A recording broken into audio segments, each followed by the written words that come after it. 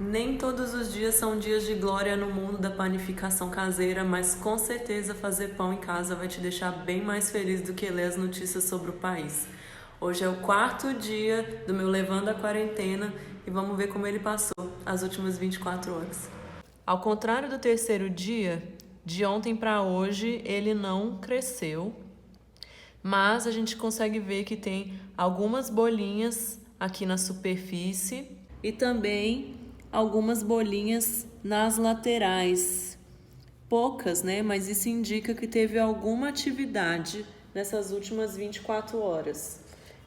Também ele não formou água em cima da massa. Um parênteses aqui para falar sobre essa água que às vezes está formando aí no levante de vocês de um dia para o outro, por cima. O que é essa água? Essas leveduras e bactérias que estão ali trabalhando, comendo as proteínas da farinha, quando o alimento acaba, elas começam a produzir essa água. Então, isso é um sinal de que o seu levain às vezes está recebendo pouco alimento. Se você quiser evitar que essa água se forme, o que não significa que o seu levain morreu, tá? Mas você pode deixar ele mais forte, evitando que essa água se forme.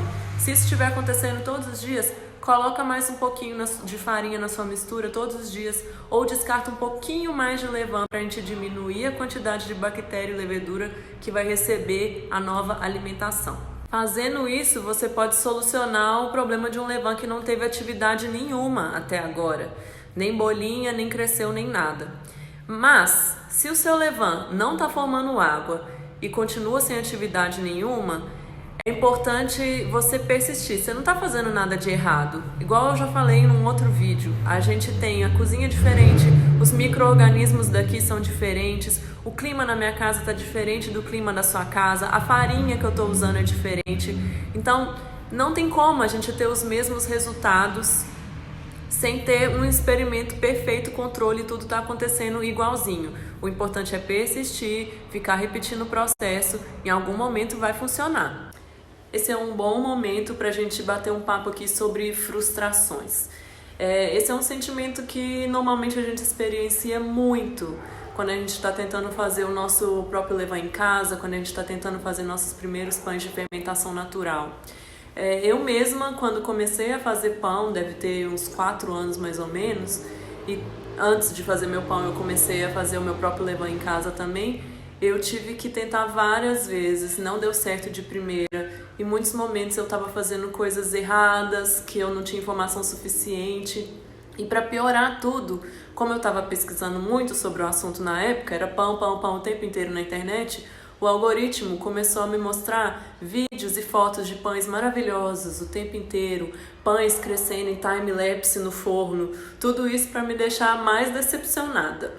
É importante, então, desde já, a gente entender e aceitar que a gente está lidando com uma coisa que é da natureza. A gente está lidando com bactérias, leveduras selvagens e, assim, não tem como a gente impor as nossas vontades a esses bichos que estão ali no ar, na farinha, no pote. É uma coisa que é selvagem mesmo. São micro-organismos vivos que a gente não está nem enxergando. Então, assim, eu já tenho mais experiência hoje em dia e consigo dar informações para a gente conseguir melhorar o processo. Porém, a gente tem que aceitar que a gente vai falhar em alguns momentos e que essa culpa não é nossa também. É uma questão de que a gente não consegue controlar e falar para os bichos: vai, meu filho, vai trabalhar aí, faz esse fermento crescer. Então não tem muita saída, a gente tem que estudar, acreditar e insistir. Eu soltei um vídeo ontem com as dúvidas frequentes que as pessoas costumam ter no começo do processo do levain, chama FAQ, tá no meu IGTV junto com todos os outros vídeos. E amanhã vai sair um outro vídeo também falando sobre o que provavelmente está dando errado se o seu fermento não teve nenhuma atividade até hoje, que é o 4º dia.